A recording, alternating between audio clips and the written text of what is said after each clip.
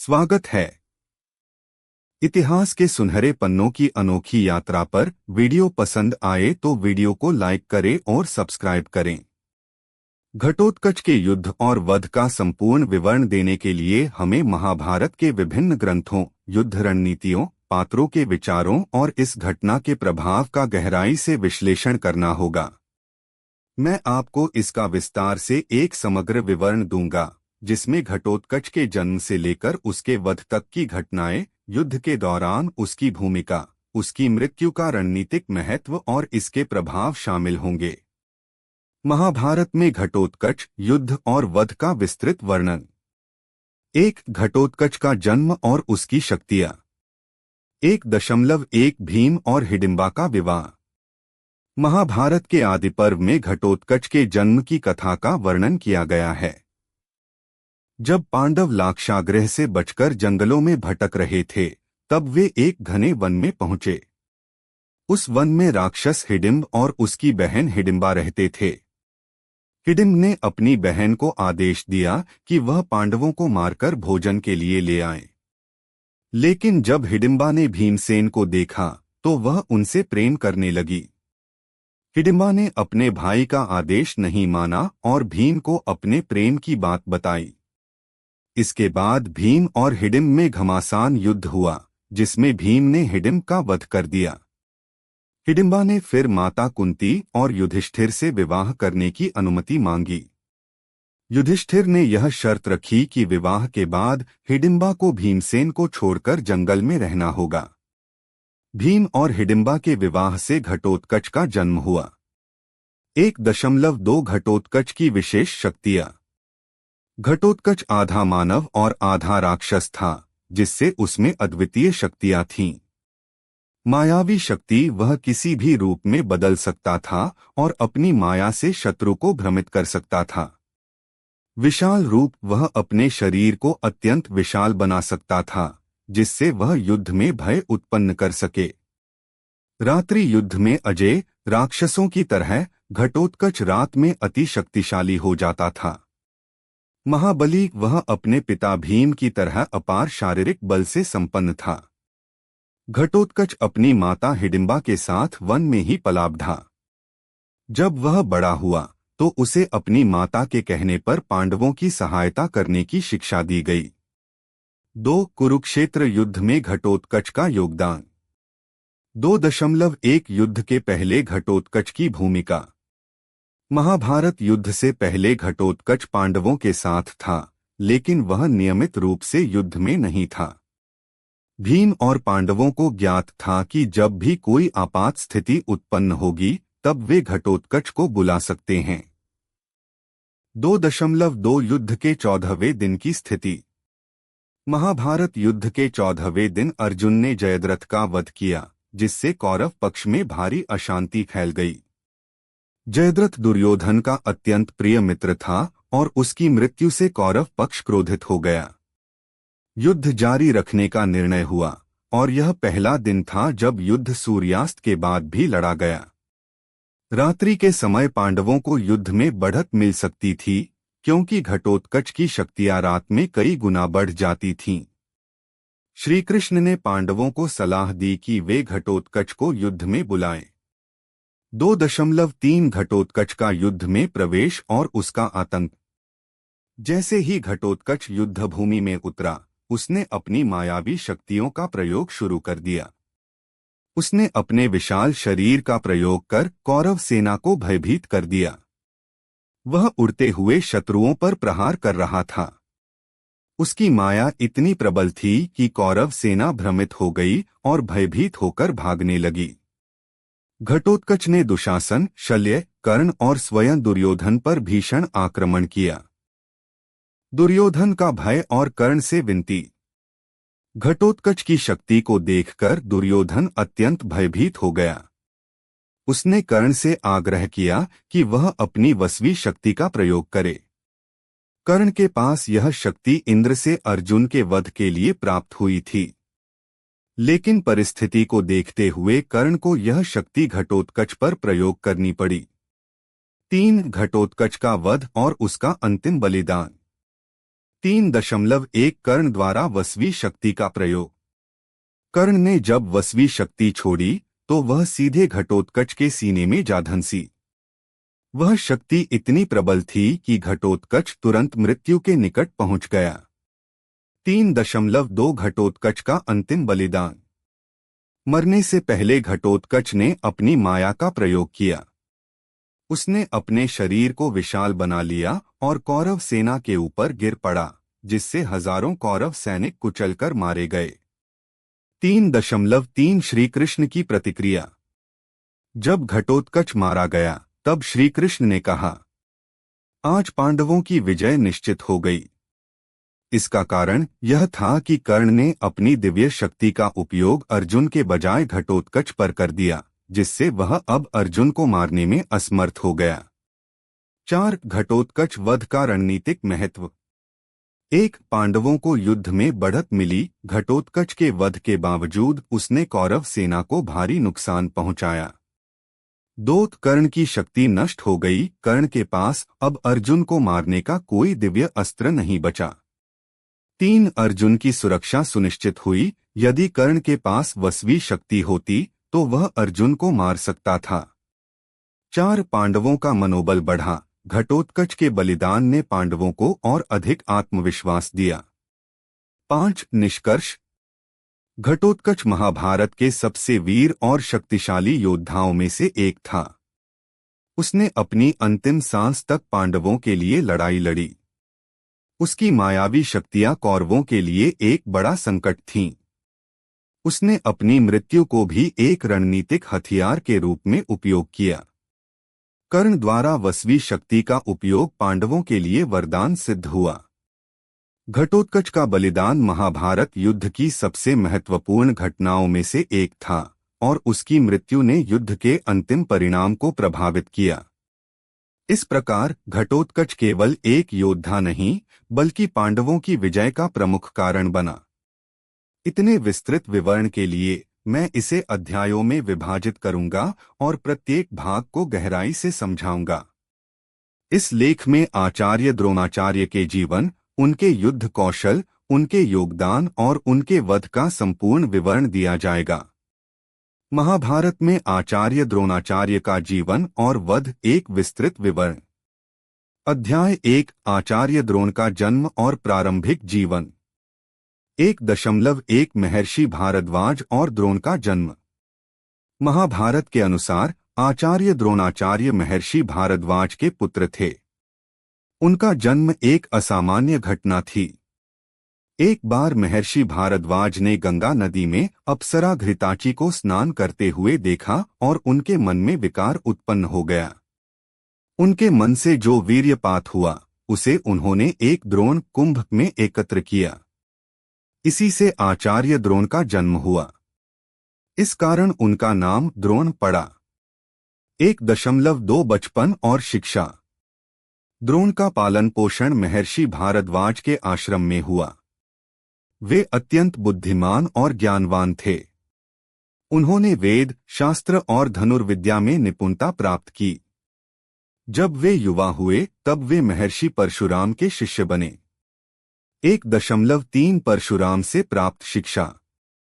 महर्षि परशुराम ने अपने सभी शिष्यों को शस्त्र विद्या और दिव्यास्त्र प्रदान किए थे। जब द्रोणाचार्य उनके पास पहुंचे तब परशुराम ने उन्हें कहा कि उनके पास अब कोई अस्त्र शस्त्र नहीं बचा है। इस पर द्रोण ने उनसे विनम्रतापूर्वक अनुरोध किया कि वे उन्हें अपनी समस्त ज्ञान विद्या प्रदान करें। महर्षि परशुराम ने द्रोण को अपनी सभी शक्तियां और दिव्यास्त्रों का ज्ञान दिया। अध्याय 2 मित्रता और द्रोण का अपमान। 2.1 द्रुपद और द्रोण की मित्रता। अपने शिक्षाकाल के दौरान द्रोण की मित्रता पांचाल नरेश द्रुपद से हुई। द्रुपद ने आश्रम में रहते हुए द्रोण से कहा था कि जब वह राजा बनेगा तो अपनी आधी संपत्ति उन्हें देगा। 2.2 द्रुपद द्वारा द्रोण का अपमान। जब द्रोण अपने पुत्र अश्वत्थामा के पालन पोषण में कठिनाई महसूस करने लगे तो वे द्रुपद के पास सहायता मांगने पहुंचे। परंतु द्रुपद ने उन्हें यह कहकर अपमानित कर दिया कि मित्रता समान स्तर के लोगों के बीच होती है और एक गरीब ब्राह्मण और एक राजा के बीच कोई मित्रता नहीं हो सकती। अध्याय 3 द्रोणाचार्य का कौरव पांडवों के गुरु बनना। 3.1 हस्तिनापुर में आगमन। अपमानित द्रोणाचार्य हस्तिनापुर पहुंचे और कृपाचार्य से भेंट की। कृपाचार्य ने उन्हें हस्तिनापुर के राजकुमारों कौरव और पांडवों का गुरु बनने का सुझाव दिया। 3.2 गेंद और कुएं की घटना। एक दिन राजकुमार खेल रहे थे और उनकी गेंद कुएं में गिर गई। द्रोण ने अपनी धनुर्विद्या का प्रयोग करके गेंद को बाहर निकाल दिया। यह देखकर भीष्म बहुत प्रभावित हुए और उन्हें राजकुमारों का गुरु बना दिया। 3.3 अर्जुन को विशेष शिक्षा। द्रोणाचार्य ने अर्जुन को विशेष रूप से प्रशिक्षित किया और उन्हें सर्वश्रेष्ठ धनुर्धर बनाया। उन्होंने अर्जुन को अजेय बनाने के लिए एकलव्य से भी गुरुदक्षिणा में उसका अंगूठा मांग लिया। अध्याय 4 गुरु दक्षिणा और द्रुपद पर विजय। 4.1 गुरु दक्षिणा की मांग। जब शिक्षा समाप्त हुई तो आचार्य द्रोण ने अपने शिष्यों से गुरु दक्षिणा मांगी। उन्होंने कहा कि वे तब प्रसन्न होंगे जब उनके शिष्य द्रुपद को पराजित करके उनके अपमान का बदला लेंगे। 4.2 अर्जुन द्वारा द्रुपद पर विजय। अर्जुन ने द्रुपद को युद्ध में हराकर उनका आधा राज्य द्रोणाचार्य को समर्पित कर दिया। द्रोण ने इसे स्वीकार कर लिया, लेकिन द्रुपद को जीवित रखा। 4.3 द्रुपद का प्रतिशोध। द्रुपद ने इस अपमान का बदला लेने के लिए एक यज्ञ किया, जिससे उन्होंने एक शक्तिशाली पुत्र धृष्टद्युम्न को प्राप्त किया। यह धृष्टद्युम्न ही आगे चलकर द्रोणाचार्य का वध करेगा। अध्याय 5 महाभारत युद्ध में द्रोणाचार्य। 5.1 कौरवों की ओर से सेनापति बनना। महाभारत युद्ध के दौरान भीष्म के पतन के बाद द्रोणाचार्य कौरवों के सेनापति बनाए गए।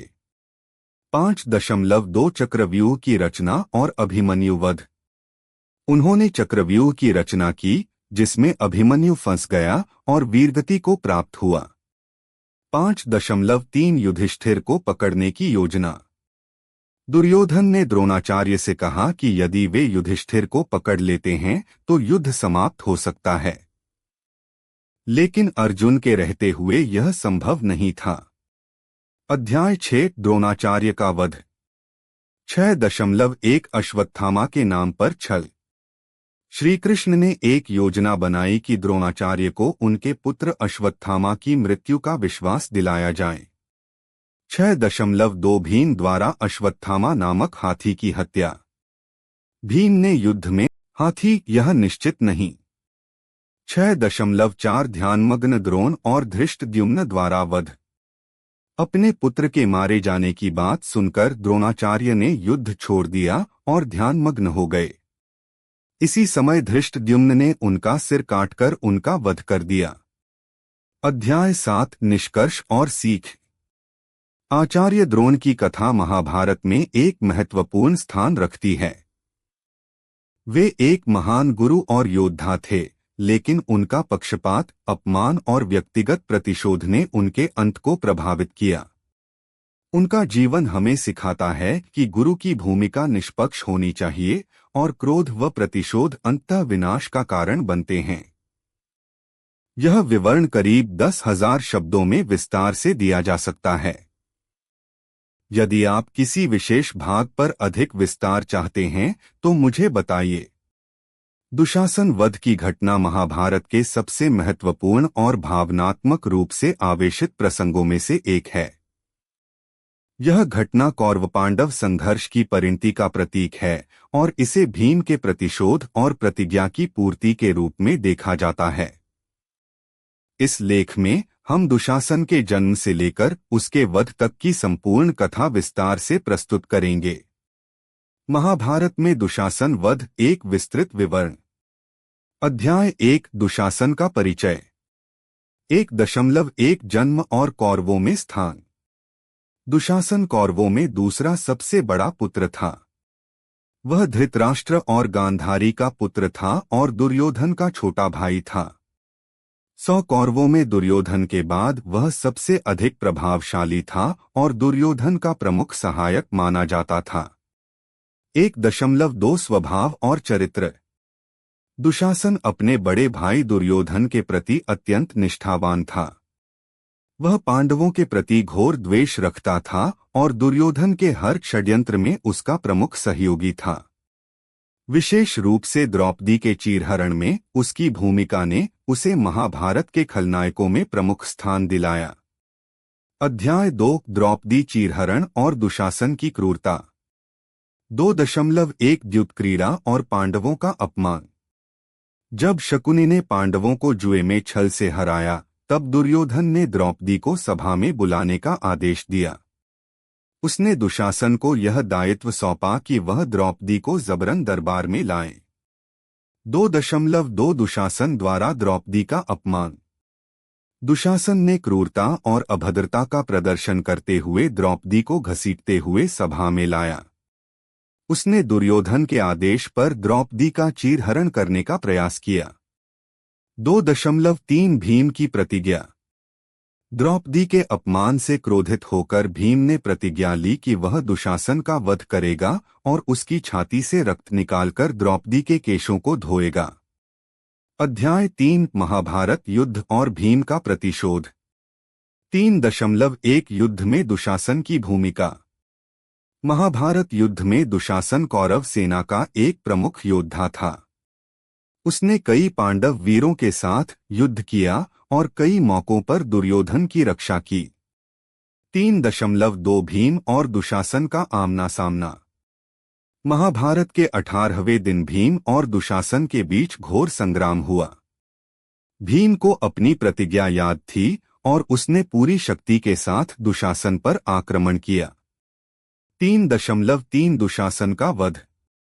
भीम ने अपनी गदा से दुशासन को धराशायी कर दिया और फिर अपने हाथों से उसकी छाती फाड़ दी। उसने दुशासन का रक्त निकालकर अपनी प्रतिज्ञा पूरी की और द्रौपदी के केशों को धोया।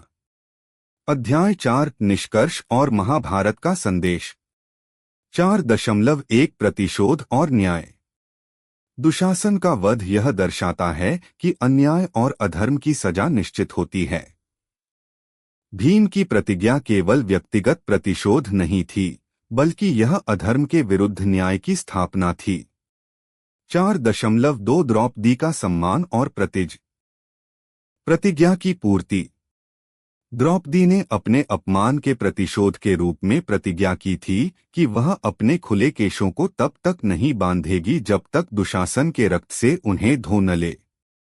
भीम ने उसकी यह प्रतिज्ञा पूरी की। 4.3 धर्म और अधर्म का संघर्ष। महाभारत में दुशासन का पतन यह सिद्ध करता है कि अधर्म और अन्याय का अंत निश्चित होता है, चाहे वह कितना भी शक्तिशाली क्यों न हो। निष्कर्ष। दुशासन का वध महाभारत के सबसे भावनात्मक और महत्वपूर्ण प्रसंगों में से एक है। यह कथा न केवल प्रतिशोध की बल्कि न्याय की भी है। भीम ने अपने वचन को निभाया और द्रौपदी के सम्मान को पुनः स्थापित किया। यह घटना यह भी दर्शाती है कि अन्याय और पाप की सजा अवश्य मिलती है। अगर आप इस कथा के किसी भाग को और अधिक विस्तार से जानना चाहते हैं तो बताइए। महाभारत में कर्ण और अर्जुन का युद्ध विस्तृत विवरण। महाभारत के सबसे महत्वपूर्ण और निर्णायक क्षणों में से एक कर्ण और अर्जुन का युद्ध था। यह महायुद्ध धर्म और अधर्म, प्रतिभा और भाग्य, निष्ठा और प्रतिज्ञा के बीच की टकराहट थी। कर्ण और अर्जुन दोनों ही महायोद्धा थे, लेकिन उनकी जीवन यात्राएं और संघर्ष अलग अलग थे। इस लेख में हम कर्ण और अर्जुन के संघर्षों, उनके युद्ध की परिस्थितियों, युद्ध के दौरान हुई घटनाओं और इस युद्ध के परिणामों का विस्तार से विश्लेषण करेंगे। अध्याय 1 कर्ण और अर्जुन का परिचय। 1.1 कर्ण का जन्म और संघर्ष। कर्ण का जन्म सूर्यदेव और कुंती के पुत्र के रूप में हुआ था, लेकिन कुंती ने लोकलाज के भय से जन्म के बाद ही कर्ण को नदी में प्रवाहित कर दिया। कर्ण को अधिरथ और राधा ने गोद लिया और उसे अपना पुत्र बनाया। कर्ण का पूरा जीवन संघर्षों से भरा था। वह क्षत्रिय होते हुए भी सूतपुत्र कहलाया और उसे हमेशा सामाजिक अपमान सहना पड़ा। उसने अपनी शिक्षा स्वयं अर्जित की और परशुराम से दिव्यास्त्रों की विद्या प्राप्त की। 1.2 अर्जुन का जन्म और शिक्षा। अर्जुन का जन्म पांडु और कुंती के पुत्र के रूप में हुआ। वह इंद्रदेव के पुत्र थे और उनकी शिक्षा गुरु द्रोणाचार्य के संरक्षण में हुई। अर्जुन को हमेशा श्रेष्ठतम धनुर्धर माना गया और द्रोणाचार्य ने उन्हें विशेष रूप से प्रशिक्षित किया। अध्याय 2 कर्ण और अर्जुन की प्रतिद्वंद्विता। 2.1 द्रोणाचार्य के गुरुकुल में अर्जुन। गुरु द्रोण ने अर्जुन को सर्वश्रेष्ठ धनुर्धर बनाने की प्रतिज्ञा ली थी, लेकिन जब कर्ण ने आकर अर्जुन को चुनौती दी तो द्रोणाचार्य ने उसे अस्वीकार कर दिया क्योंकि वह सूतपुत्र था। 2.2 द्रौपदी स्वयंवर में कर्ण का अपमान। जब द्रौपदी का स्वयंवर हुआ तो उसने सूतपुत्र कहकर कर्ण का अपमान किया और उसे प्रतियोगिता से बाहर कर दिया। यह घटना कर्ण के मन में अर्जुन के प्रति गहरी शत्रुता का कारण बनी। 2.3 कर्ण और दुर्योधन की मित्रता। कर्ण को दुर्योधन ने अंग देश का राजा बनाया और वह कौरवों का सबसे बड़ा सहयोगी बन गया। उसने अर्जुन को हराने की प्रतिज्ञा ली और जीवन भर दुर्योधन के प्रति निष्ठावान बना रहा। अध्याय 3 महाभारत युद्ध और कर्ण अर्जुन का टकराव। 3.1 विराट युद्ध में कर्ण की पराजय। विराट युद्ध के दौरान अर्जुन ने अकेले ही कौरवों की पूरी सेना को पराजित कर दिया था, जिसमें कर्ण भी शामिल था। इस पराजय से कर्ण को अपनी शक्ति का आभास हुआ और उसने युद्ध में अर्जुन को हराने की ठानी। 3.2 कुरुक्षेत्र युद्ध में कर्ण का प्रवेश। भीष्म के पतन के बाद कर्ण युद्ध में पूरी तरह शामिल हुआ। उसने कई पांडव योद्धाओं को पराजित किया और उसके हाथों अभिमन्यु का भी वध हुआ। अध्याय 4 कर्ण और अर्जुन का अंतिम युद्ध। 4.1 युद्ध का प्रारंभ। महाभारत के 17वें दिन कर्ण और अर्जुन आमने सामने आए। यह युद्ध अत्यंत भयानक था और देवता भी इसे देखने के लिए एकत्रित हुए। 4.2 दिव्यास्त्रों का प्रयोग। दोनों योद्धाओं ने अपने सर्वश्रेष्ठ अस्त्र शस्त्रों का प्रयोग किया। कर्ण ने नागास्त्र का प्रयोग किया, जिससे अर्जुन लगभग मारे जाते, लेकिन श्री कृष्ण ने रथ को नीचे झुका दिया, जिससे तीर अर्जुन के मुकुट को छूता हुआ निकल गया। 4.3 कर्ण का रथ धंसना और शस्त्र त्याग। युद्ध के दौरान कर्ण का रथ धरती में धंस गया। कर्ण रथ से उतरकर उसे निकालने का प्रयास करने लगा। तभी अर्जुन ने उस पर आक्रमण करने का प्रयास किया। 4.4 श्री कृष्ण का आदेश और अर्जुन का तीर। कर्ण ने अर्जुन को याद दिलाया कि युद्ध के नियमों के अनुसार वह एक निहत्थे योद्धा पर प्रहार नहीं कर सकते। लेकिन श्री कृष्ण ने अर्जुन से कहा कि जब अभिमन्यु निहत्था था तब कर्ण ने उसे मारा था। इस पर अर्जुन ने पाशुपतास्त्र का प्रयोग करके कर्ण का वध कर दिया। अध्याय 5 युद्ध के परिणाम और निष्कर्ष। 5.1 कर्ण का वीरगति प्राप्त करना। कर्ण की मृत्यु से कौरव सेना का मनोबल टूट गया और यह युद्ध की निर्णायक घटना बनी। 5.2 कुंती का शोक। कर्ण की मृत्यु के बाद कुंती ने अपने पुत्रों को बताया कि कर्ण भी उनका भाई था। यह सुनकर पांडवों को गहरा शोक हुआ। 5.3 कर्ण अर्जुन युद्ध का महत्व। यह युद्ध केवल दो योद्धाओं के बीच की लड़ाई नहीं थी, बल्कि यह न्याय और अन्याय, नियति और प्रतिशोध की लड़ाई थी। निष्कर्ष। कर्ण और अर्जुन का युद्ध महाभारत का सबसे निर्णायक और भावनात्मक प्रसंगों में से एक है। यह युद्ध केवल दो योद्धाओं की लड़ाई नहीं थी, बल्कि यह दो विचारधाराओं, दो भाग्यों और दो प्रतिज्ञाओं की लड़ाई थी। अर्जुन ने धर्म के पक्ष में युद्ध किया, जबकि कर्ण अपनी मित्रता और प्रतिज्ञा के कारण अधर्म के पक्ष में लड़े। यह कथा हमें यह सिखाती है कि जीवन में केवल प्रतिभा और वीरता ही पर्याप्त नहीं होती, बल्कि सही पक्ष चुनना और सही समय पर सही निर्णय लेना भी आवश्यक होता है। वीडियो पसंद आया हो तो चैनल को सब्सक्राइब करें।